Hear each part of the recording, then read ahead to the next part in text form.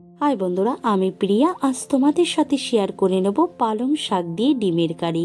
আমরা চিকেন বলো, পনির বলো, অনেক খেয়েছি পালং শাক দিয়ে, কিন্তু এইভাবে একবার ডিমের কারি করে নিও, এত স্বাদ হয় খেতে। সবার প্রথমে পালং শাকটাকে আমরা 5 মিনিট সিদ্ধ করে নেব। সিদ্ধ বসিয়ে দিয়েছি, এইদিকে আমি আগে থেকেই ডিমটা সিদ্ধ করে নিয়েছি আর একটুখানি করে চিড়ে দিচ্ছি, তাহলে তেল মশলাটা ডিমের ভেতরে খুব ভালো ঢুকে যাবে। নুন দিয়ে মাখিয়ে নিয়ে রেখে দিচ্ছি 5 মিনিটের মতন। এইদিকে পালং শাকটাও সিদ্ধ হয়ে গেছে, নামিয়ে নিয়ে ঠান্ডা জলের মধ্যে ভিজিয়ে রাখবো 5 মিনিটের জন্য, তাহলে পালং শাকের কালারটা ভালো থাকবে। একটা মিক্সি জারে পালং শাকটা নিয়ে নিলাম, দিয়ে দিলাম 100 গ্রাম টক দই, 4-5টার মতন কাজু, আর ঝালের জন্য দিয়ে দিচ্ছি কাঁচা লঙ্কা। একটা ফাইন পেস্ট করে নেব। দেখো, পালং শাকটা ঠান্ডা জলে ভিজিয়ে রাখলে তাহলে কালারটা খুব ভালো হয়। এদিকে তেল গরম করে নিয়েছি, ডিমগুলোকে লাল করে ভেজে তুলে নেব। আমার ডিম ভাজা হয়ে গেছে, সেই তেলের মধ্যে দিয়ে দেব জিরে, লবঙ্গ, দারচিনি আর একটু জায়ফল। এখানে এলাচ ব্যবহার করবে না। ফোড়ন থেকে যখন একটা সুন্দর মিষ্টি গন্ধ বেরিয়ে আসবে, দিয়ে দেবো পেঁয়াজ কুচি। এখানে মিডিয়াম সাইজের 2টো পেঁয়াজ মিহি করে কুচিয়ে নিয়েছি।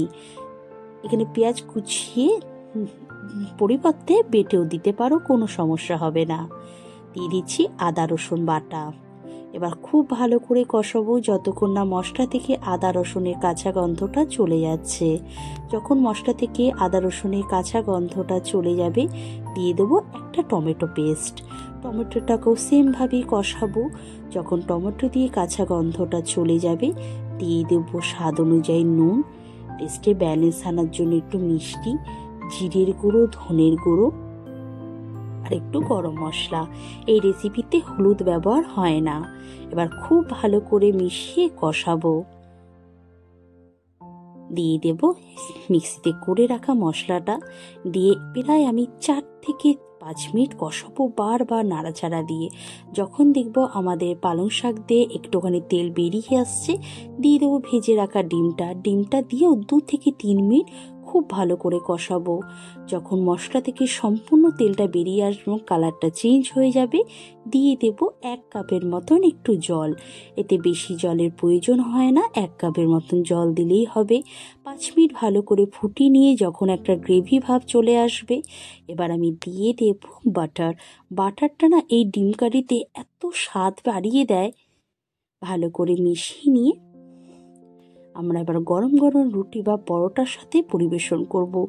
দারুণ খেতে লাগে। অবশ্যই বাড়িতে তৈরি করবে, আমায় জানাবে কেমন হয়েছে। ভালো লাগলে একটা সাবস্ক্রাইব করে দিও। Thank you so much.